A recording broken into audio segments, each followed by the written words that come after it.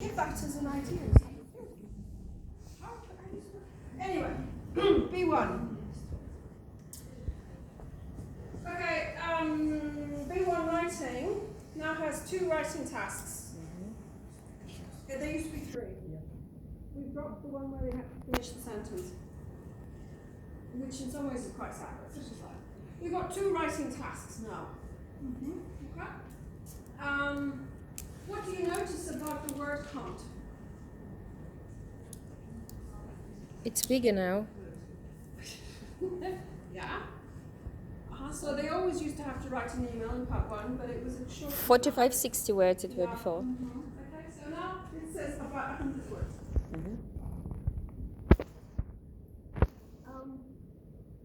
About even more or less.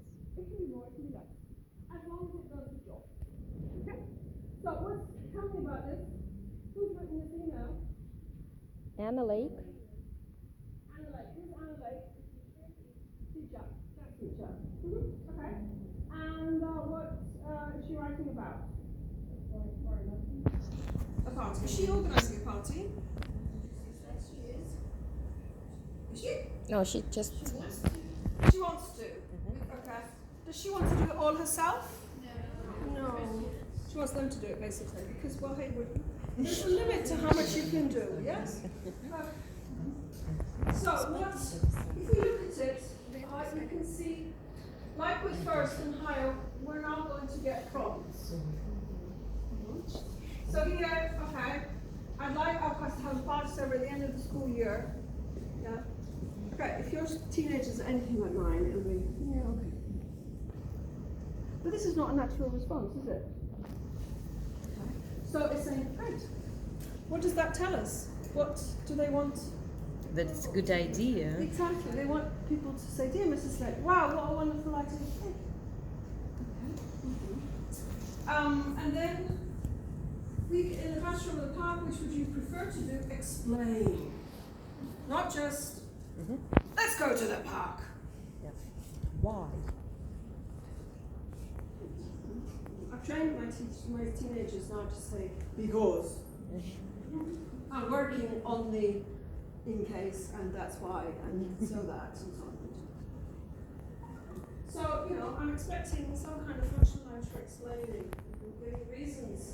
Okay, what sort of activities? Making suggestions, okay? And finally, what food? And again, giving another prompt. Now, these prompts are often as in the functions. Yes? So when we teach our students, we're teaching them not just words and chunks, but also functions, yes? Yes. Baby's looking a bit skeptical. Our course books these days talk about functions. They don't always call them functions, but that is essentially what they are. Okay, so let's think about these functions, shall we? I'm going to skip this because I'm running out of time. It's basically, the questions are basically to generate interest, motivate. They're what we did before, okay? But, and also to get some ideas for the actual team. But I'm going to skip it today because you're going to throw me out again and that's worse. Look, at the top we've got the prompts or the functions. Okay? And now we've got 10 sentences, which are admittedly slightly small on your screen. Sorry about that. But the point is that we need to figure out which prompt these sentences belong to. So we could play ball games or other sports. I think everyone would enjoy doing that. Suggest. Okay. What about number 5? Great. Okay. Number 7? Tell Mrs. Lake. Absolutely. Okay. Possibly also suggest there's some overlap, isn't there? What about number 10? Suggest. Okay. Number 3? Explain. Explain. Just explain. Good. Explain. Because. Okay. What about number 6? Also explain. Yes. Number 9. Tell Mrs. Lake. Probably tell Mrs. Lake. Yeah. Okay. Right, well done. Congratulations. Obviously, your students are going to take a little bit longer. And one of the things that I found is effective with my teenagers who have a concentration span collectively of a gnat. Instead of giving them a whole piece of paper or putting all of this on the whiteboard where they just go, yeah, and anyway, most of them are blind because they don't wear glasses and they're like, oh yeah, there's a whiteboard up there. So one of the things I tend to do, I put this on slips of paper and I get these pieces of paper to circle around the classroom. And then they all have to make notes and then they have to argue about it at some point. Because it's easier for them to read one sentence than it is for them to read 10. It's a psychological thing.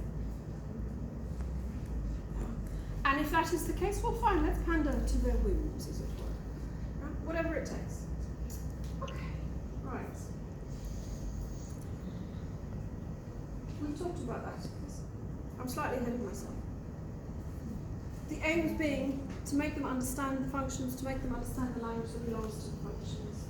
Okay? And what would you do next? Possibly. What would be good follow-up activities to task 2? You could do the split the sentences again. Or you could, again, have scaffolding, so start the sentences, start the paragraphs. You could give them a whole sample, chopped up, and get them to put it together in the right order, and identify the different parts of the email. Okay. What are you not going to encourage them to do?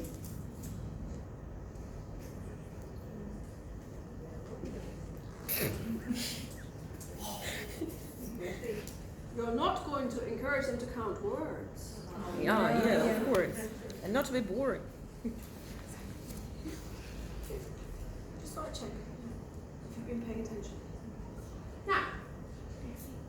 Now, I'm not expecting you to read it, don't panic.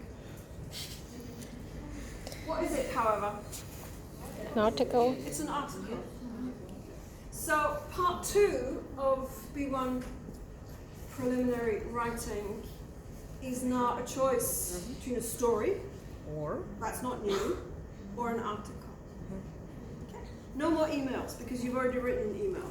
How many more times do you need to write an email? Okay. We'll do that in FCE. What? FC? FCE still has, yeah. Yeah, it's an mail. essay. They don't write emails. No, they So, have. They have this for is an part 2 there article. is email. Okay. It's actually a model for the writing task per se. Okay. But it comes, this is from Think, it comes with this question, with this task. What is the function of this task, people? To understand the context. To understand not just the context, but also, you've got 4 questions. The paragraphs, the Yeah. structure, the paragraphs. More importantly, first, how can they analyze anything if they don't understand what the text is about? Okay, so we're checking content. We always check content because if we don't check content, obviously people have no idea what you're talking about, and it's much more difficult. Okay, the Cambridge people are moving in on me, so I think they're trying to tell me something. These are the actual 3 paragraphs of said article.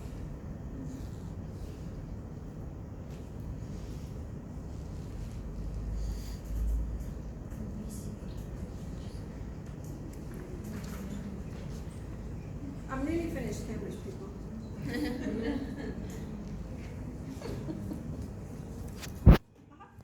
So, what do we think?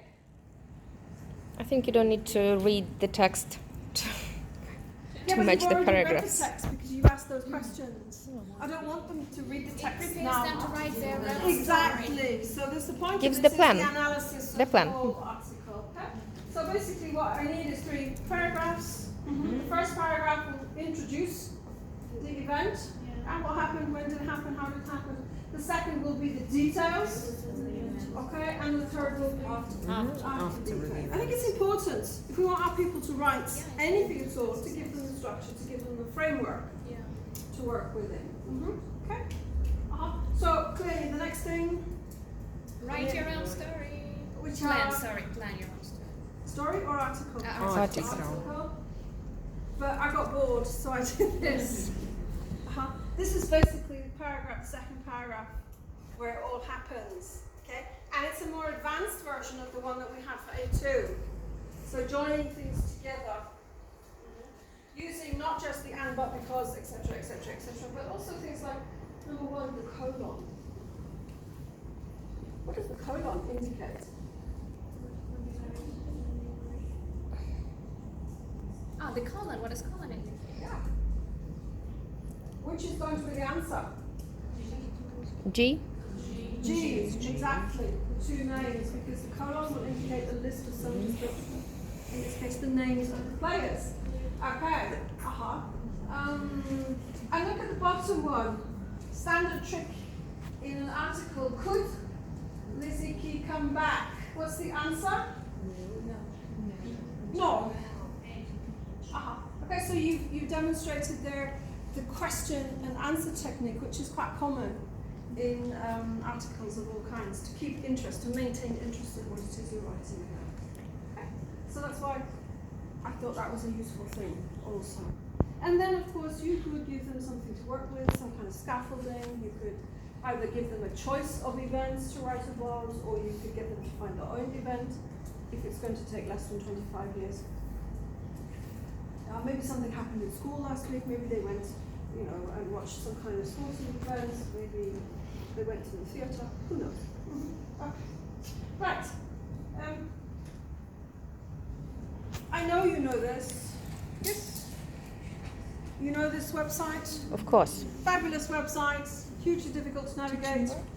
CambridgeEnglish.org. I think all Cambridge websites. However, you know when you get to the first page, and it gives you all of those options, like exams and teachers and learners and blah, what have you. Have you ever been down the learners website? Really? Oi. Seriously? It is fabulous and wonderful. It gives you all kinds of things. It gave my B1 Plus an interesting radio play. Yeah, virtually anywhere. I think that's what it's called. Virtually anywhere. If you Google virtually anywhere, Cambridge, Yeah. it'll take you straight there. Yeah, and it came in like 7 episodes. And it was about these 2 architecture students, male and female, who hated each other on site. They had to work together. So after the first episode, all my girls were good. And all the boys were more interested. It's actually a computer, virtually anyways, a computer software program. And so they were more interested in what's going to happen. And week by week, we followed these people. And my girls were getting really, really hysterically blonde excited, with all due respect. And they, and they're going to get married, and they're going to have 25 children, and they're going to do this and that and the rest of it, and she's going to stay at home and do the washing. And the boys were going into the ins and outs of the actual program and how they could get from the depths of China across to Mexico, that country, and so on and so forth. So they're actually very, very interested, and it's all of this teaching. If you go through Cambridge English, teaching, learning, Yeah. you'll find it, and it comes with lesson plans, and it comes with worksheets. Does that not sound an option? There are other things as well, okay, on this website. Things for writing, which focus on linkers and paragraphing structure and so on, and also introduce the writeandimprove.com. Anyone been there? Of course, Yeah. we're using it. Yeah, it's quite useful, isn't it? It is. Yeah, so you type in your bit and it tells you instantaneously how horrible it was. are what you need to work on. And there's also all kinds of grammar stuff and more reading and more listening and blah, blah, blah, blah, blah. It's actually very, very helpful. The teacher's website is obviously very useful, but it's not the end of it. Right. I think I'm done. Thank you.